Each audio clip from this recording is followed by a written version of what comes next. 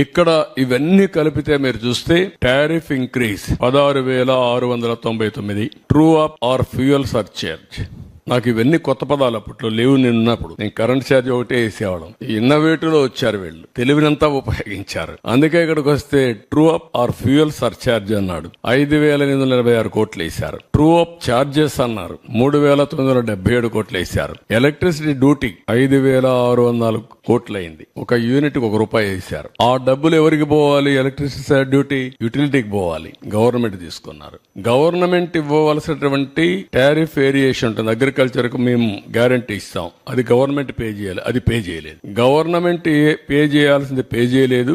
Electricity duty వేసి ఇందులో ఆదాయం సంపాదించుకున్నాడు గవర్నమెంట్. మళ్ళీ అలాంటి వేరియేషన్ చేశారు. టోటల్ గా వచ్చే కొందికి 32,166 కోట్లు అయింది. ఇందులో మీరు చూస్తే 8,180 కోట్లు ఒక్క డొమెస్టిక్ కన్జ్యూమర్స్ పైన